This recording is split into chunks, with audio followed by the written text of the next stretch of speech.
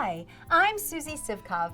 I've been a notary for more than 10 years, and I'm here to help you learn the important steps it takes to become a notary in Indiana.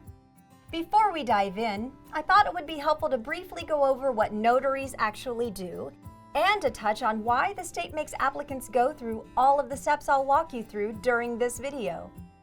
Notaries are responsible for verifying a person's identity, confirming they're aware of what they plan to sign, and they're not being pressured to sign on the dotted line.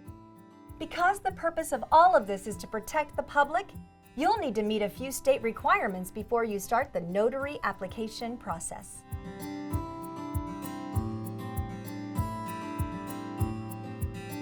You must be 18 or older, live or work in Indiana, and a U.S. citizen or permanent resident, and have satisfactory ID or documentation to prove it. You can't have any disqualifying offenses on your record, like a criminal conviction with a sentence of 6 months or longer. And you can't hold a lucrative federal or state government office. Here are the steps you need to take to become a notary public in Indiana.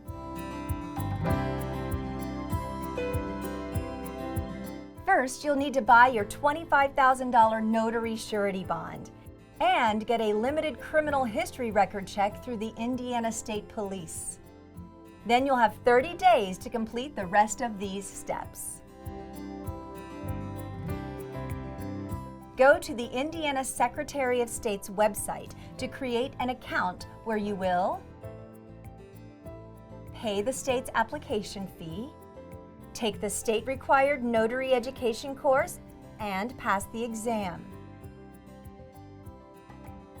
When you pass, you'll have access to fill out the notary application form and upload your bond certificate as well as an image of your signature.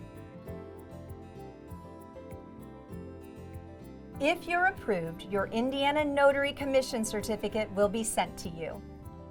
You can view additional information about the Indiana commissioning process by clicking the link in this video's description.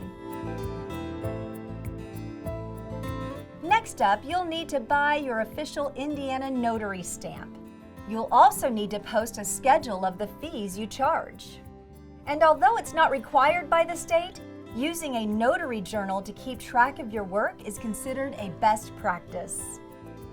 These tools lend trust to the transaction. They help protect the public, and they help protect you if any of your notarizations are questioned. There are a lot of optional supplies to help you carry out your day-to-day notary work too. Consider using a guidebook that shows you what security features to look for when checking a signer's ID. And you might want to get a carry case that locks so you can keep your supplies secure.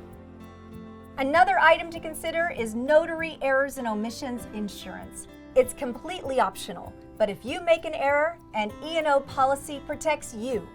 It's a really inexpensive way to give yourself peace of mind. If you'd like to learn more about becoming an Indiana notary, click the link in the description below.